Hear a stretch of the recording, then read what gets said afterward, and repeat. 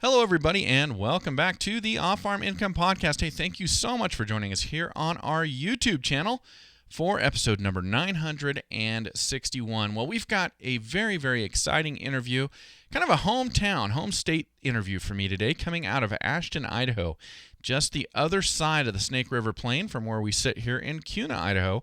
And I'm going to be talking with Idaho's state star farmer, Cole Searle. He's coming on to talk all about how he achieved that and being a national proficiency finalist, what it's like to grow up and farm in the eastern part of our state, and why he is pursuing a degree in agribusiness and where he wants to take it. It's a very, very inspirational interview. I think you're really going to enjoy it, and we're going to jump into it for you right now. Cole, welcome to the show. Thank you so much for coming on today. Thank you for having me. You bet. It is a pleasure to speak to a fellow Idahoan. I get to do that every now and then on the show, and man, I've had some really good interviews out of your chapter, so I'm looking forward to speaking with you as well. Thank you. You bet. Okay, well, let's jump right in. So anytime I interview somebody from Ashton, I always got to bring up the frost stop. So I got to explain why. So you know what I'm talking about, but everybody else out there.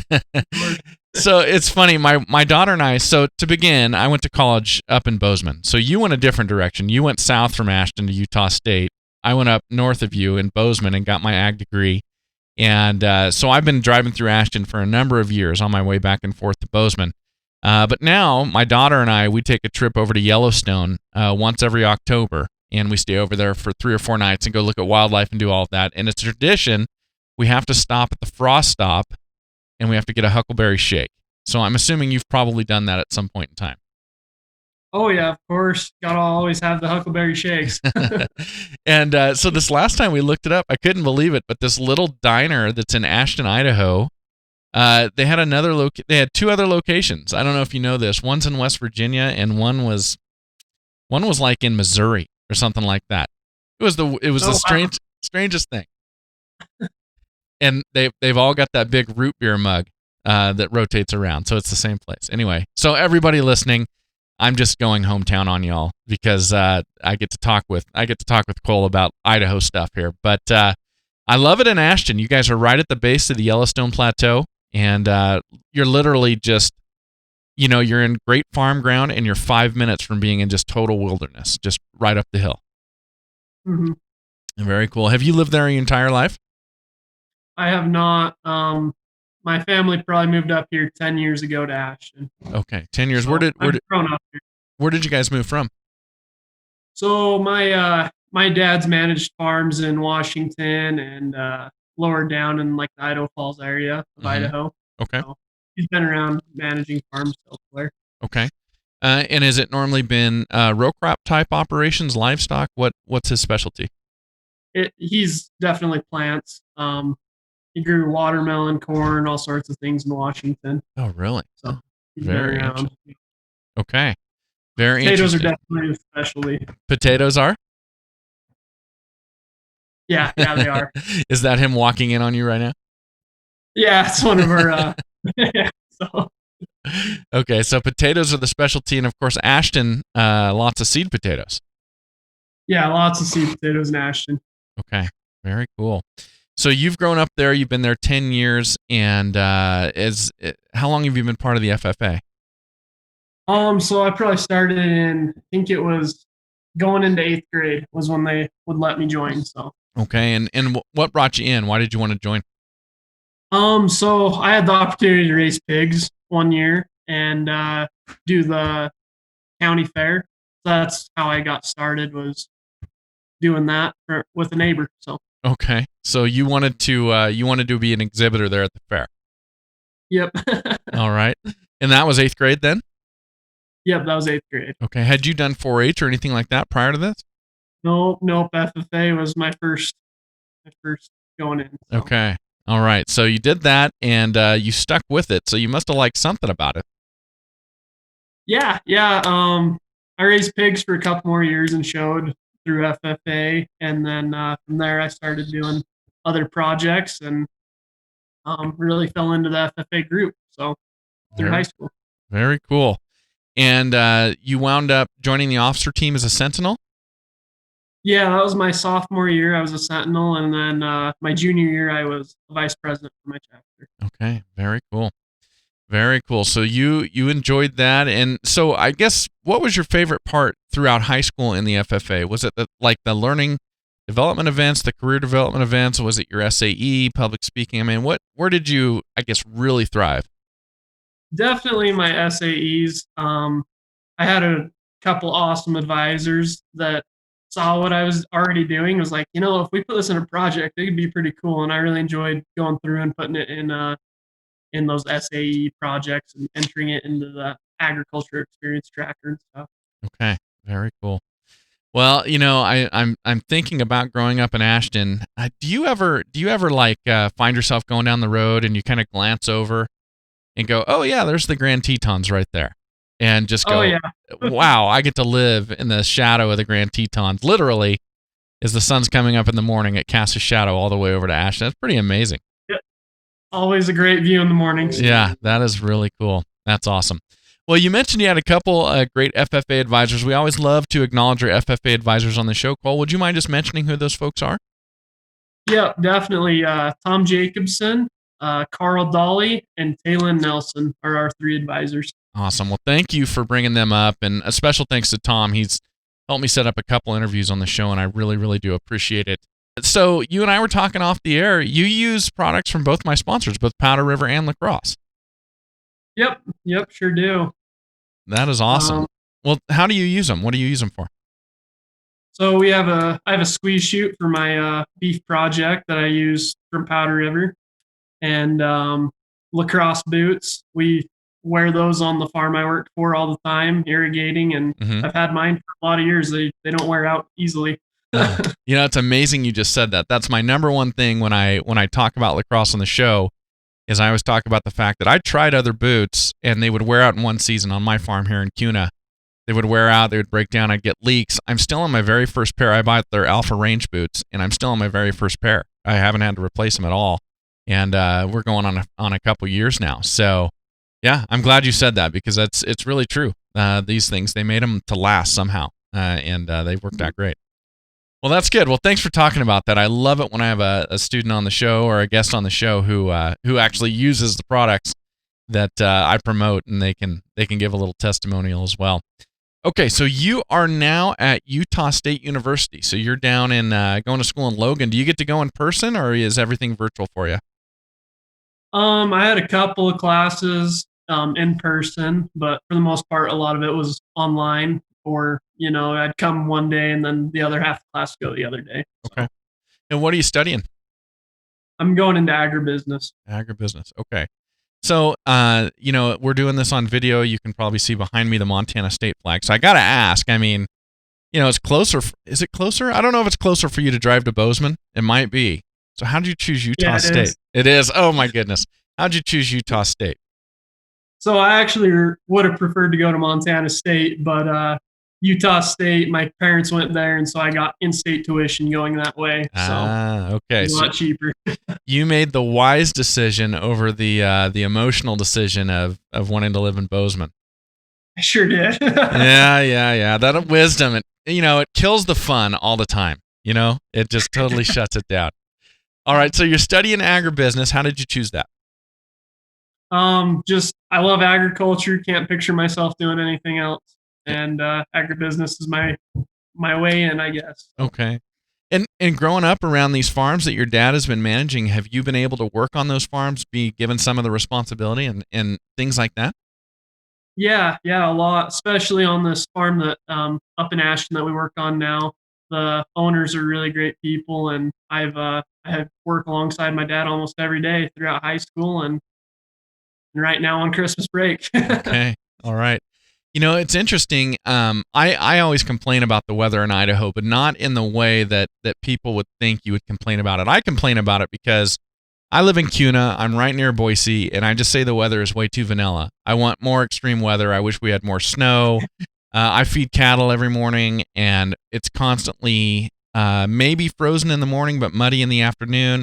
Right now, it's just nothing but mud because we're always right on the line of freezing and non-freezing. So I'm always wanting what other people would call worse weather. But it was just a few years ago where we had one of those winters. We had in my opinion, just a wonderful winter here over in Boise, but it was extreme. We lost a lot of buildings to the north of us here in the Treasure Valley. But I remember reading over where you're at, a lot of people were, I'm trying to think of when it was, but there was something going on with you guys were having some major trouble getting your seed potatoes out of the ground before they were destroyed. Tell us about that. What went on that winter? I think it was 3 years ago. So I'm not positive on what year you're talking about it exactly, but last year we had a really tough year harvesting. Okay. And a lot of people left hundreds of acres of spuds in the ground up here. Maybe they just froze. Yeah, and maybe that's what I'm thinking about. Maybe it was last year, but it's just that the ground froze super early. Is that right? And they couldn't get them dug out? Yeah, that's correct. And once they freeze, they just turn to mush, and there's nothing. Man, that's tough. So, yeah, luckily I'm not in control of the weather. I enjoy the extreme weather, but I don't enjoy people undergoing hardships because of that. So, when something like that happens in your area, does everybody have crop insurance? Are they able to recoup some of those losses? Yeah. Almost everyone that I know of up here has a lot of crop insurance that helps them. It's really cool, kind of brotherhood kind of idea with community, and they all help each other out, get stuff done. Farmers that finished early was helping other farmers trying to finish up. Yeah, I think that's the story that I had read, is that just how everyone was coming together to try and get everybody's seed potatoes out before that freeze came. So maybe it wasn't that big snow we had, but it was just a super early hard freeze coming in, if I remember right. Yeah. Anyway, that was kind of a seed in the back of my brain. Well, let's talk about your supervised agricultural, we'll say, experiences, because I know you did several. Can you kind of list them off? Let us know what you did. Yeah, so I started out raising swine for a couple of years, and then kind of tapered out of that. I got busy with other things, but I got a bottle-fed calf in 2016 from a neighbor veterinarian, and from there kind of built the herd. So I'm up to like 30 head of beef cows now. Okay. And I work on Candler Farms, the same farm my dad works for, and did potatoes and grain with them all through high school. And then I just have some hay corners and pasture land for my cows. Did some lawn care for a couple different people, and trained some horses here and there. So wow, man, every aspect of it here. That's interesting. So there's going to be people listening to the show who don't live in an area where we irrigate, or where if we do irrigate, we're not irrigating with center pivots. So when you talk about a hay corner, can you explain to them what you mean? So up here, we're able to do a lot of dryland crops. And so so there's pivots, and they walk a circle in the corners of the field that don't get water. I was just able to talk to a neighbor and able to rent one of their corners and plant hay on it and grow hay from there. So awesome, good for you, man. So just to explain to everybody, like where I live, you've got more precipitation and you've got better soil where you're at in your part of the Snake River Plain of Idaho than where I'm at. But where we're at, people will irrigate with a center pivot. So you'll take a big square of land, because you need a square, and then this pivot goes around in a circle and it leaves all four corners non-irrigated. And over where I'm at in Kuna, unless somebody runs some separate irrigation system out on that, that's just weeds. It's just ground that's just going to waste. In your case, you can farm it as dry land. So if the farmer will agree to let you do it, you can disc it up, you can plant hay, you can do whatever, and you can actually you can get some ground, I would assume, as a very good deal to grow hay on. Mm-hmm. Okay. And so when you're doing that, how many acres can you get out of a corner like that? Well, it just depends on the field. This one, I have an 8-acre corner and then a 6-acre corner. Okay. So just small corners there. But in this area, we're a lot more dry land than irrigated ground, because we have small creeks and we don't have any rivers to irrigate out of. So there's mostly dry land ground over here. Mostly. Okay. So then, just walk me through this. If it's mostly dry land and it's not a pivot, are you still getting corners to irrigate? And if so, why isn't the farmer farming all the land? So yeah, there's a lot of on the Candler Farms place that my dad works for and I work for. It's mostly hand lines, and Okay. we have about 20 seasonal workers that come up to help us move pipe throughout the summer. Mm-hmm. Um, so yeah, they do farm a lot of the corners. I was just this neighbor of mine is very close with and very nice lady, and she let me take over those 2 corners Okay. of rental. Very cool. Man, moving pipe. I've done it. I do it a little bit on my farm, but not to the extent that I did on larger places, larger ranches. That is a job. That is an all-day job, just moving pipe. It is. All right, Cole. Well, you're very humble about your supervised agricultural experiences, but vegetable production, you had some significant achievements there, yes? Yep, I was able to win vegetable production proficiency in Idaho and was a national finalist for it. That is awesome. Well, congratulations, man. That is an incredible accomplishment to get to that level. Yes, and I was also able to be star farmer for Idaho this 2020 year as well. Awesome. Man, what a pleasure to have Idaho Star Farmer on my show. I'm thrilled. That is really cool. Well, so tell me about what you did with vegetable production that took you to that level. So that was just working here on the farm that my dad works for as well. Just harvesting potatoes, planting, irrigation, storage in the winter, just helping out, take care of the whole crop process. That is awesome. And man, all the way to Star Farmer in the state of Idaho. That is really cool. Well, as you move forward in college, are you going to continue to pursue proficiency awards or anything like that, an American degree? Yep. I'm applying for my American degree and National Star Farmer this coming 2021 year. That is awesome. Man, I'm trying to think of this. And I should know this. Has Idaho had a National Star Farmer?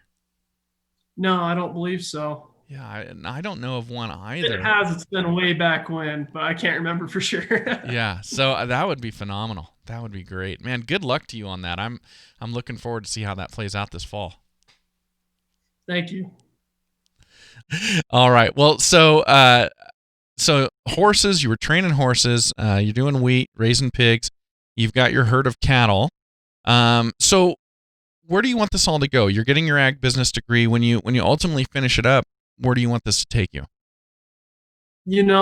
That's kind of up in the air. I just know I want to do agriculture. I really love the cattle, beef industry, and really love the horse industry. So. Okay. Very cool. Do you see yourself as a farm or a ranch manager like your dad?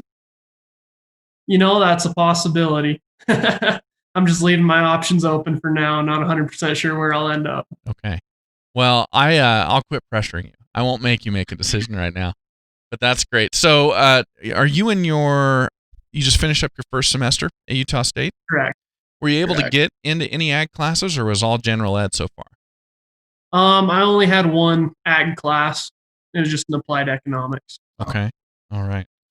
Very good. Well, that is cool. What is it about the agricultural lifestyle that you like so much that draws you in?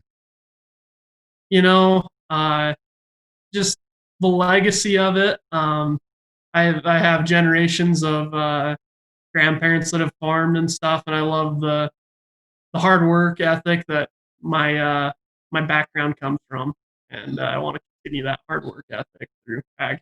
That is good. Well, you can certainly do it there, but we call it the ultimate lifestyle business here on the show. It really is. I'm sure you're obviously a very, very smart guy, and you're getting your education, and there's a lot of directions you could go if your desire was to simply make money. And you can make money in ag. I don't want to take that away from it, but there's more to it than that, is what I'm trying to get at, and I think you'd probably agree. Mm-hmm. Of course. Yeah. Something about being out in the fresh air and watching the sun come up over the Grand Tetons that a lot of people in this country never get to experience, but you do. So that's really cool. Need an office job any day. Cole, this is really cool. Thank you so much for coming on and sharing this with us today. Thank you. Well, thank you for being here, everybody, and thank you to Cole Searle for coming on the Off Farm Income Podcast today and sharing all of that great information. Hey, we would love to have you as a subscriber to our YouTube channel. Please click that subscribe button and even click that little chime to get notified when we release new episodes and new videos for you. Also, we'd love to connect with you on social media. We're on Facebook, Instagram, Twitter, and LinkedIn, all under the title Off Farm Income, and we'd love to connect with you there as well. And until then, everybody, enjoy your journey to the ultimate lifestyle business, agriculture.